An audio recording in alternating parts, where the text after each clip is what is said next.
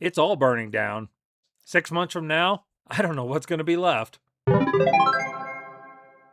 Hello, my friends, and welcome back to the channel. As always, I am Jonathan, your host here at QuickBird Gaming, and I appreciate you tuning in for this episode of QuickBird News, where we talk about all the gaming news that's fit to cover for the week. And this episode is going to cover the week of the 14th through the 20th of June. And like my intro said, the primary thing going on right now is just the unbelievable slash and burn of the AAA industry. It is really a sight to behold, and what effect that's going to have on us gamers is still to be determined. After that, I want to talk about the one AAA company that I think is consistently firing on all cylinders, and then we have a few other stories to talk about. As always, every story I discuss and every article is linked in the description box down below, so feel free to scroll down there, look for something that interests you, and jump ahead to that. Okay, having said all that, let's just get right into it and start with the biggest news of the week, and that is what's going on at Xbox. And I don't think they are raising, a single house under their jurisdiction. They're burning down a whole neighborhood. All right, before I get into this, I just have to caveat that all of this is unconfirmed at this point. Microsoft has not made an official announcement about any of these studio moves. However, this has kind of become a talking point around industry insiders and in inner circles, and it's leaked out. So I think this is where we are right now, and I think this is going to be the ground truth once Xbox makes it official. I got 3 articles to talk about. I'm going to start with this Eurogamer article that's from Tuesday, the 16th of June. Microsoft reportedly negotiating closures of multiple Xbox studios, including Psychonauts, Double Fine, South of Midnight's Compulsion, and Hellblade's Ninja Theory. And according to these, are getting ready to be shut down. According to Bloomberg, that the 3 studios have started negotiations with Microsoft to buy back their independence in a bid to avert studio closures. And they really are probably going to have to find outside investment in order to do that. They're probably not going to be able to raise the cash on their own to initiate a buyout. So it really depends on what happened. Other threatened Xbox studios were not named in Bloomberg's report, but apparently several others are at risk of being closed. While nothing has been confirmed, Insider Gaming claims staff at Blade Studio Arcane are, quote, scared. Now, we're going to come back to that in a minute. Okay? So this is kind of what's happening right now. These 3 studios, which comprise, I wouldn't say they're the biggest studios under Xbox. Certainly, none of them are on the scale of Activision Blizzard or Zenimax or even Obsidian. But they were all bought out in the last 10 years, and now they're all, if they can't find new buyers, they're probably going to get gone. And I hear some of you thinking, wait a minute, did not Ninja Theory literally just showcase a trailer for a new Hellblade game titled Senua, however you say it, at this last Xbox showcase, less than a couple weeks ago? They did. And this next article is going to lead into that story. And this is from Insider Gaming from Wednesday the 17th. Xbox revealed Senua to attract a Ninja Theory buyer. A new report claims that Xbox showcased the reveal of Senua during last week's showcase in the hopes of attracting a buyer for Studio Ninja Theory. Okay, and this says here, according to GameFile, Microsoft's plan to sunset or split with Ninja Theory was made ahead of the showcase on June 7th. Yeah, so that's 2 weeks from tomorrow, 2 weeks ago from tomorrow, with the thinking that the promise of a newly announced game would help draw investor interest in the studio. Cold-blooded, but from a business perspective, that's just how these things go. However, it seems it hasn't gone to a plan as reports continue to indicate that Ninja Theory will be shuttered, while other studios facing closure have been reported to be in discussions to negotiate the prevention of being closed down. And it goes on to say that Compulsion and Double Fine are looking to negotiate to avoid closure, but Ninja Theory is probably going to go. So this is interesting in the sense that Xbox, basically had already made this decision and decided, screw it, we're going to release the trailer, see if we can attract a buyer with it. And apparently that has not gone to plan. Now, these 3 studios are not the only ones that are supposedly under consideration, like that article from Eurogamer referenced. Others are. I'm going to flip to this Games Radar article, And this is also from Wednesday the 17th.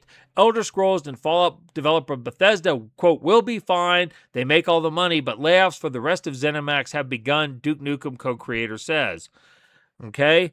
And come down here. George Broussard confirms as much in a new online post, alleging the layoffs are already underway there. Getting word layoffs at ZeniMax have begun. Heard rumblings recently that cuts may be much deeper than you expect.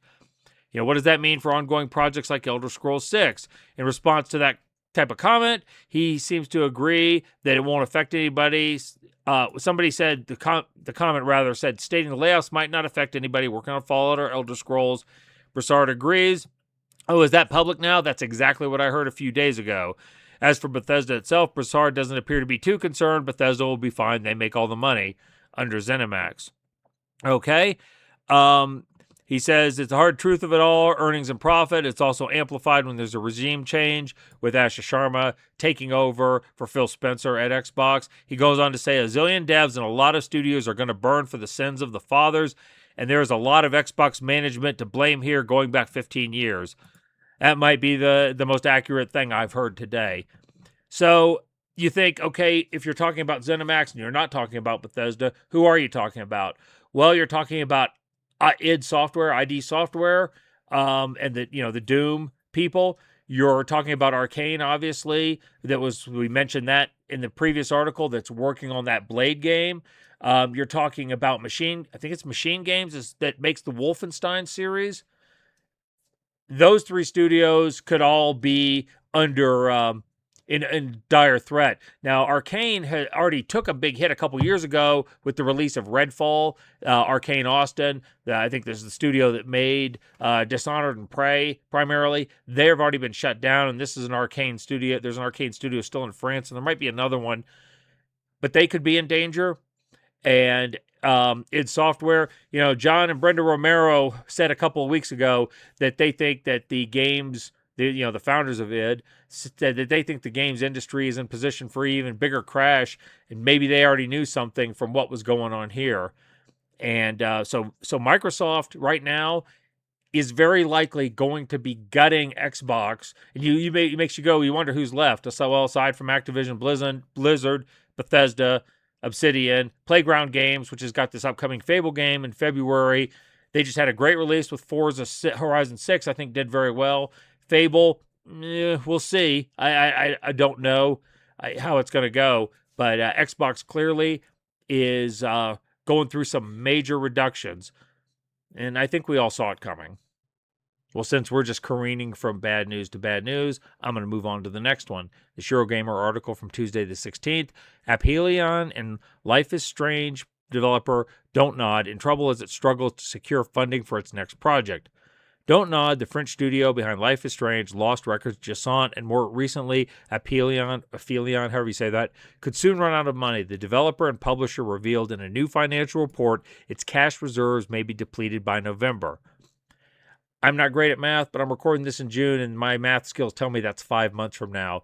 For a business to have cash reserves for 5 months, that's all damn near a death sentence.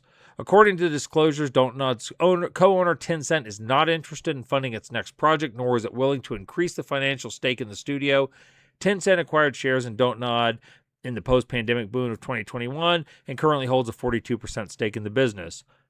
Okay, studio president Oscar Guibert, my apologies if I mispronounced that, revealed the leadership has been working to find potential options, namely other publishers interested in funding the studio. Sadly, none of these discussions have resulted in any publisher commitments.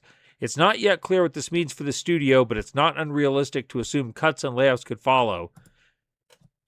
My brother in Christ, the shutdown of the studio is what's going to follow. The studio has already had reductions and redundancies in 2025 and 2024, and now their sugar daddy is cutting them off.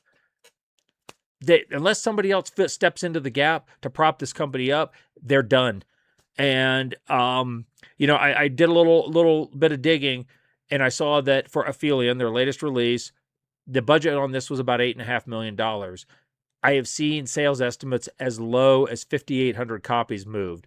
Now, even if that's wildly inaccurate, if this game sold 100,000 copies, that's at $30 after taking off the storefronts, cut, that's probably $2 million in revenue.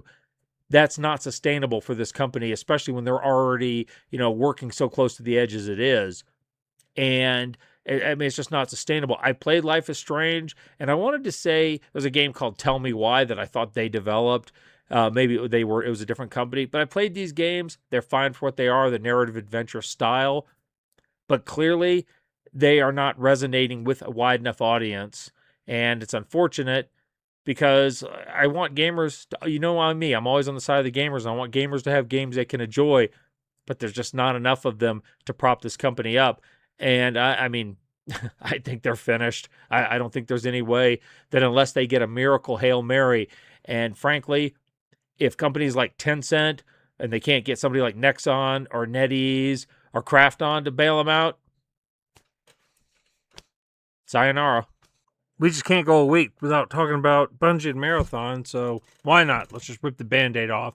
I have 3 articles, all of which come from Insider Gaming, all of which were published on Wednesday the 17th, and all of which lead to the same inevitable conclusion. First is this one: Marathon players accuse Bungie of killing the game with Season 2 update. And it says the community is unhappy, and so on and so forth. Scroll down here and they say, okay, there are few buffs and nerfs. One of the most notable decisions has been to nerf Cradle XP and loot drops, which is going to make it significantly harder for players way behind to catch up. Now, I admit I've never played Marathon, so I don't understand the significance of this. I can only go by the community reaction. This person said, I'm sorry, I hate to say this again, but the rich get richer. Why do we keep aimlessly nerfing loot and XP over and over again? Excuse me. The next person said, yeah, not going to lie, if you guys keep nerfing Cradle XP, I'll just stop playing the game. So many responses to the patch notes claim Bungie is sabotaging its own title. I don't know what you've done, but you're ruining Marathon with every update. Genuinely, what are you guys trying to do? Kill your game. It's dying already, but really more loot nerfs. Do you think this will keep people playing when loot gets worse throughout a wipe? You'll do well to find many positive comments about the changes. Now, there's some confirmation bias in that because people who bitch about things tend to be more likely to post about it than people who want to praise it. Having said that, clearly the community was not happy. And, we'll just look. And here's where they are. I'll go ahead and refresh real quick. This is where they are on Saturday, the 20th of June. Hitting 11,000, 12,000, 11,000, 12. Go back a month, 3 months, do the full cycle. They're basically back to where they were before the free week and the season. The diehards have hung in, but the free week and the new season didn't pull in enough new players to make a difference. And, Bungie is going to feel that pinch. They've got so many people working on this, but they're not bringing in enough players. Now, we talk about Marathon. What about their other game? This second article says Destiny 2 final update success hasn't moved the needle at Bungie. A reliable insider has confirmed that all the players gathering for Destiny 2's final update haven't helped improve things. Okay, and they said they were actually able to break servers, beat Marathon's peak player count for the final update. We talked about this already. Okay, in his latest YouTube video, Paul Tassi from over at Forbes discussed the current state of Destiny 2 and Bungie following the final update.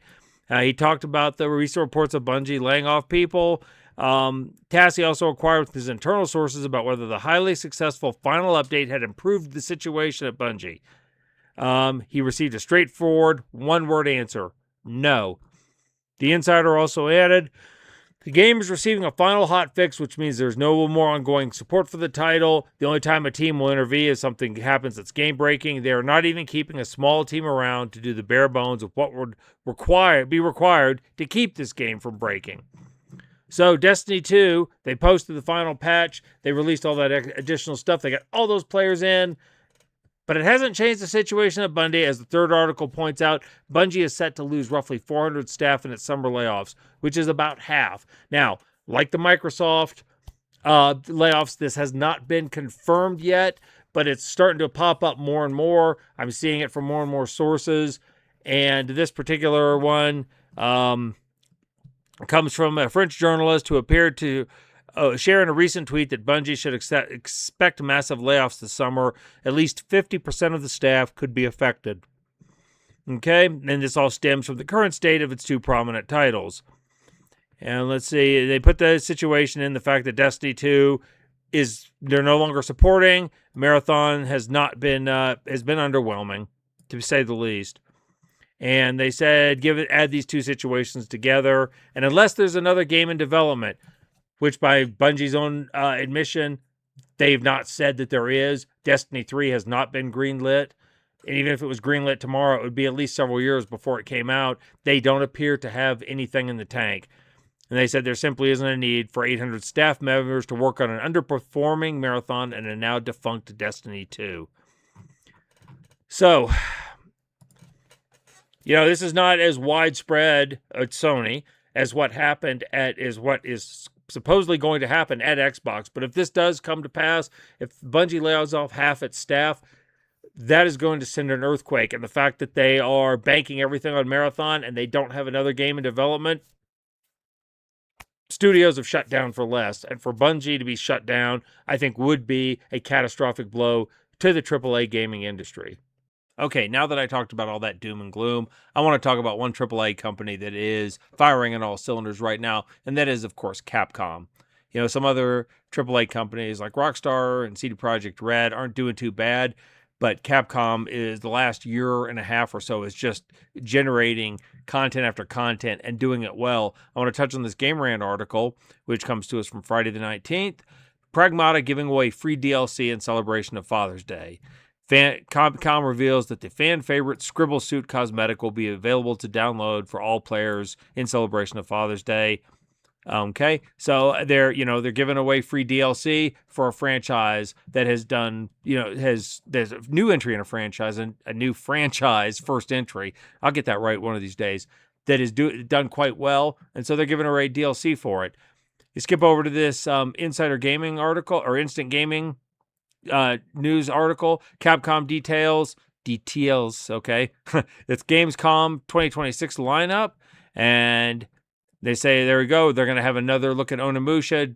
The DLC for Dragon Dogma 2, Mega Man, and Street Fighter are on the docket. I've heard there's a rumor out there that they're going to surprise with another Code Veronica trailer. It's awful soon after Summer Games Fest, so maybe not. But they've got, look at this, more games coming out, and in the next year, and they're just not quitting. And fans really seem to be responding to their back catalog. This Dual Shockers article. Hot Leon is fine, but Devil May Cry 5 sales data shows the people yearn for Dante. And it talks about how Devil May Cry 5 had its best year in sales from March 2025 to March 2026. And this game, I think, came out in, 2019? So 6-7 years later, it is still doing great. Best-selling Capcom game? Excuse me, outside the Resident Evil franchise, beating Monster Hunter, Street Fighter, and Dragon's Dogma. They said that Devil May Cry sold 2.7 million copies over the past year. It was only beaten out by Resident Evil 2, Resident Evil 3, the remakes, Village, and Requiem. And that was it. Which is incredible for a game that's 6-7 years old. People are still loving and trusting in Capcom, and they're rewarding them with good sales. Now, this company isn't flawless, obviously. I don't like their stance on modding and on DRM.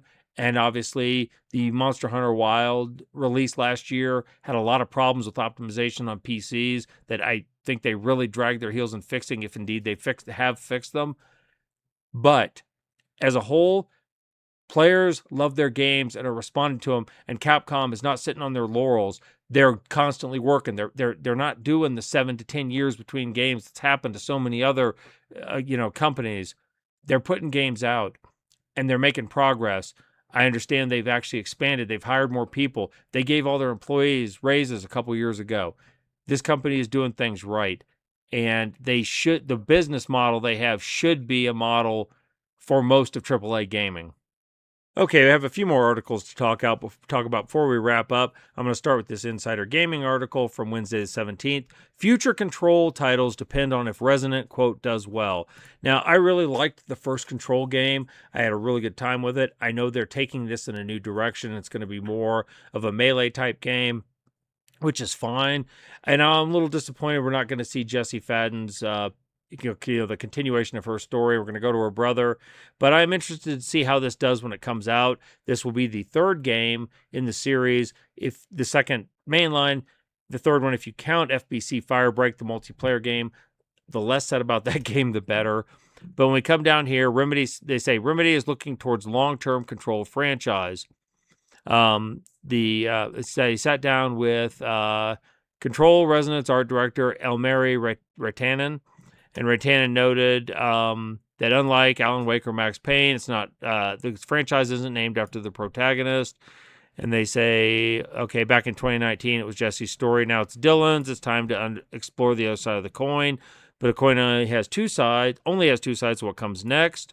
They're planning for that. There was always the plan, and let's hope we do so well we could do even more stories in the Control universe. I would really like that. I hope it does well. I hope the game is good. I know that financially Remedy was in some hot water after FBC Firebreak, and they were kind of on thin ice. So unfortunately, if this game doesn't do well, I don't know what's going to happen to them.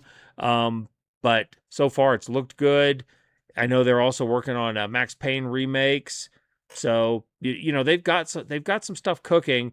It's just a question of if this game is received well and sells well, they should be fine. If not, do I need to say it? Anyway, we're going to see what happens. This is the kind of article that makes me think that when the Steam machine launches, regardless of what it's priced at, the brand loyalty is so strong that I think it may do fine anyway. And this is a GameSpot article from Friday the 19th. If you haven't reserved a Steam controller yet, you'll have to wait until next year. Last month, Valve launched the controller and demand has far outweighed supply. So much so that as of today, new orders for the controller won't be fulfilled by Valve until 2027 at the earliest. That's 6 months out. This $100 controller has a 6-month backlog, and people think that, the fans are not loyal to this company. They said they have no plans to stop making the Steam controller, but the response has exceeded our expectations. In the interest of clarity, Valve will provide customers with 3 estimated delivery windows, September 2026 and December, and in a vague 2027. So, okay, then it talks about if players have already received their orders. Again, the moment this was announced at $100, I think some people were skeptical that it would do well. How would it handle? Out the door. And I covered a week or 2 or 3 back that as soon as the Steam Deck, which had undergone a price hike, as soon as it got its new order, its new supply shipped, sold out instantly. So, as much as I think the Steam machine might be overpriced relative to its power, I wonder if it's not going to sell out too. Taking bets. This is why I love the PC and people playing on the PC, because you make yourselves ungovernable, unrulable, and unstoppable. This PC Games In article from Friday the 19th. Surprise, surprise, Minecraft players are already using mods to bypass Xbox's new age restrictions. It says Xbox's social restrictions have finally come for players in the UK who have yet to verify they're over 18. However, rather than quietly complying with the mandate set out in response to the onset of UK's Online Safety Act last year, Minecraft players on PC are just turning to mods to navigate around it. It says if you've booted up Minecraft over the past few days, you may have been met with a chat is not allowed by account settings message. When attempting to chat for friends, you've probably been ignoring those notifications Xbox has been sending for the last year or so, requesting you prove you're adult, and so on and so on. Okay? The Xbox gave users a clear choice: comply or eventually lose the ability to interact with anyone who isn't on your friends list. Players have been lamenting the loss of chat access in Reddit. However, you don't need to scroll far down the threads to find mod-based methods to bypass the blockade. And I love it, and I love to see it. This business about age verification, I've said it many times before in these news articles. I think it's crap. It's all a smokescreen. And given the disclosure of recent events in the UK, which I'm not going to get into, I really have a hard time believing their government gives a crap about the safety of children. So we already know that this is all just a bunch of garbage. Now, clearly, I cannot post these mods directly, nor do I directly encourage anyone to attempt to evade The law, if you are in the United Kingdom or anywhere subject to its jurisdiction, this is presented for information purposes only, and we're just going to leave it at that. Okay, I'm going to close with this article from Insider Gaming from today on the 20th of June on Saturday. Meccha Chameleon surpasses 5 million sales. I had no idea this game even existed. I had never even heard of it before I saw this article. Apparently, it's a game where it's a multiplayer game where the object is as you are this white stick figure type figurine, you paint yourself into the background, and it's kind of a hide and seek type of game. And it's amazing to me that with a price of only $6 on Steam, this game has reached 5 million players already.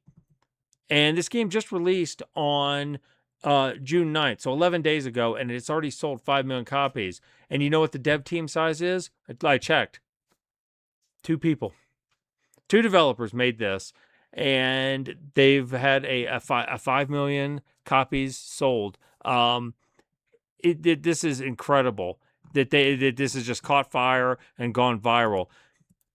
So going back to the beginning of this video, it's not necessarily the end of the world when the AAA industry struggles, because the AA and the indie scene is still producing a lot of games players love to play.